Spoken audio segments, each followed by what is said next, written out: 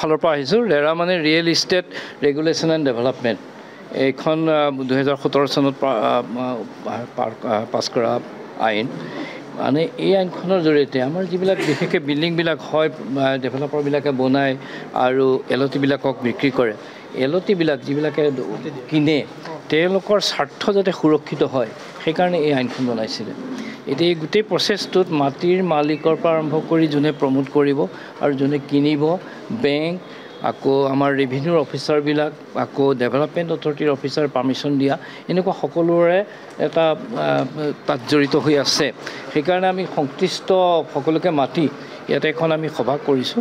সেইখন সভাখন এখন ধৰি লওক এৱাৰনেছ কেম্প বুলি আমি ক'ব খুজিছোঁ যে এই আইনখনত যিবিলাক নীতি নিয়ম আছে সেইবিলাক যাতে সকলোৱে মানি চলে আৰু এলটিসকলে যাতে এই সাৱধানতাবিলাক মানি চলে।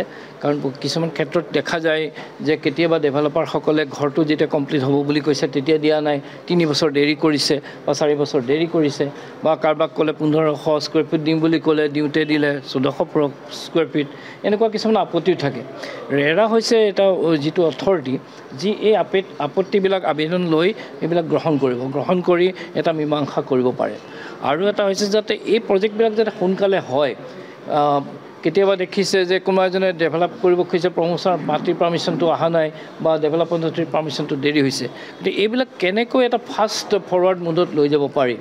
গতিকে আমি উপায়ুক্ত মহোদয়ৰ লগতো আলোচনা কৰিছোঁ যে যোৰহাট জিলাত তেখেতে কৈছে উপায়ুক্তৰ কাৰ্যালয়তে এটা ছিংগল উইণ্ডো ছিষ্টেমৰ নিচিনা কৰি দিব, য'ত বেংকৰ লগতো যোগাযোগ থাকিব বা আপোনাৰ টাউন কমিটিৰ বা ডেভেলপমেণ্ট অথৰিটিৰ পৰা পাৰ্মিশ্যনবিলাক যাতে অতি শীঘ্ৰে পায় এনেকৈ ধৰণে চাব।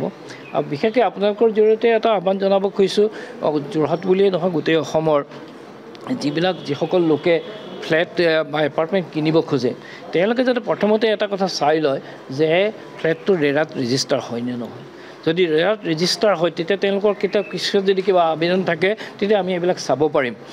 আৰু ৰেৰাৰ ৱেবছাইটত গ'লে rera.assam.gov.in এই ৱেবছাইটত গ'লে ৰেৰাৰ লগত ৰেজিষ্টাৰ কৰা প্ৰজেক্টবিলাক চাব পাৰে। তাতে কোনো লগ ইন পাছৱৰ্ড নালাগে, যিকোনো চাব পাৰে। প্ৰজেক্টবিলাক চালে সেই প্ৰজেক্টটো কেনেকুৱা, কিমান টকাৰ, কেতিয়া শেষ হ'ব ভালকৈ চাই লয়। সেইবিলাক চাই পেলাইহে মানুহৰ লগত এটা চুক্তিবদ্ধ হ'ব লাগে। আৰু এছ'চিয়েশ্যনবিলাক গঠন কৰিব লাগে যাতে এইখিনি ভালদৰে চলাব পাৰে।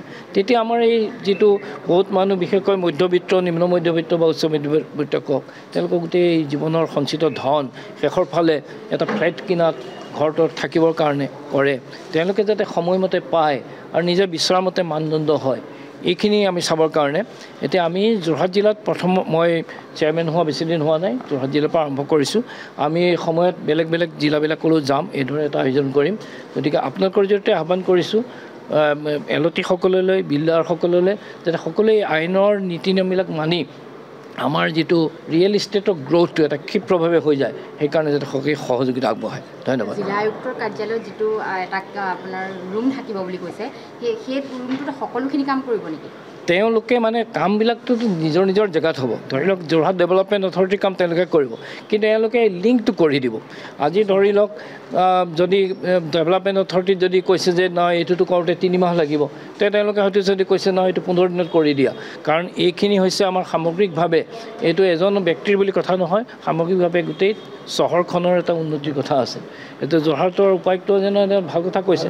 আমি মানে ক'লোঁ, আমি সদায় কৈ আছিলোঁ গুৱাহাটীখন gateway of Assam, gateway of north east কোনোতেই। তেখেতে কৈছে যে যোৰহাটখন উজনি অসমৰ হৃদপিণ্ড মানে বুকু য'ত ধপধপ কৰে সেইটোৱে হৃদপিণ্ড।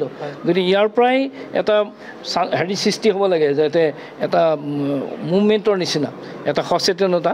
আৰু মই কৈছোঁ যে যোৰহাটৰ মানুহ আমি সম্ভ্ৰান্ত বুলি কওঁ, কিন্তু মই মানে ক'বলৈ বিচাৰিম যোৰহাটৰ মানুহ সম্ভ্ৰান্ত আৰু সচেতন, এই দুইটা একেলগে আহিলে আৰু বেছি ভাল লাগিব। গতিকে এইটো আপোনালোকৰ জৰিয়তে সকলোকে আহ্বান জনালোঁ। ধন্যবাদ।